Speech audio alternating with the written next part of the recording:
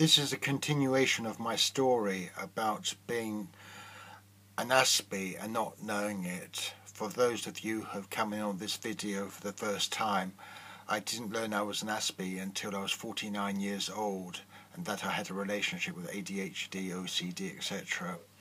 Anyway, in my first video I was talking about complacency and a major accident which almost ended my life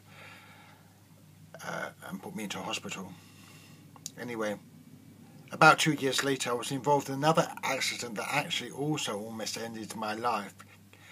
In some ways came even closer to ending my life, because if I hadn't been able to hold my breath I'd be dead. Anyway, it's interesting how complacency can play such a easy role in our life, especially when we are not aware of traits, issues, challenges that we have. Of course, I didn't know anything about being an Aspie, having Asperger's syndrome, being autistic.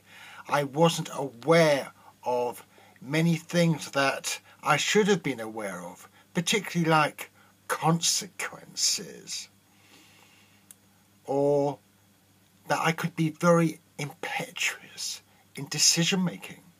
And this was not only in business but in my personal life too. It affected the way I related to my wife, to other members of my family, to friends, business colleagues, and last but not least my children, because they took me as their dad as being someone who was showing example to them, and often I didn't. If they laughed at something, I would think it was funny. I wouldn't think about the consequences of what I was doing, how they might react, or that I might be teaching them bad manners. This was just how it was for me, the way I was. Didn't know otherwise. Anyway, just continuing and not digressing. So one day, let me just tell you that I'm an antique dealer. I used to do a tremendous amount of driving before the internet came along. Anyway, so this one day I was driving with a friend. We'd been on a long trip away together to the day, and I was feeling exhausted. I couldn't drive anymore. I wanted to stay in a hotel. But this friend was unfortunately a little bit of a control freak. Perhaps he was autistic too and I didn't know about it. Perhaps he had OCD, but he was always a way of getting over me. He said, "Laurence, you listen to me. I won't do anything which is detrimental to your life." God, should I have listened to him? No way. But anyway, I let him get into the driver's seat. Did I know that he was not insured to drive my car? I wish I could have been a little bit more forceful with him and saying, "I'm sorry, I'm not letting you drive my car. We're going to stay at a hotel whether you like it or not." But of course I didn't. What happened next?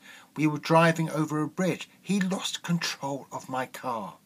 My car flipped over a couple of times, slid down an embankment upside down, and landed splash into a river. Fortunately, the river wasn't too deep. Fortunately, the car was only partially submerged.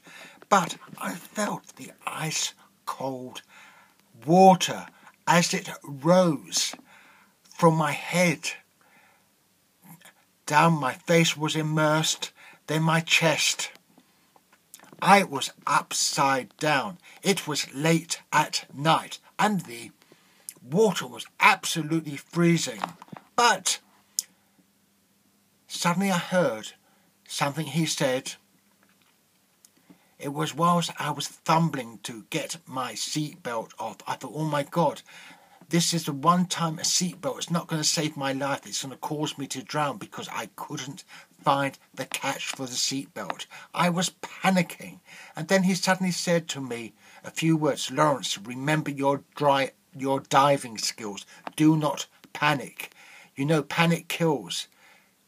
And I thought about it, and I calmed down, and I found the catch, and I let myself out. I was able to get the car door open a few inches, and somehow I was able to get myself out with just a few scratches.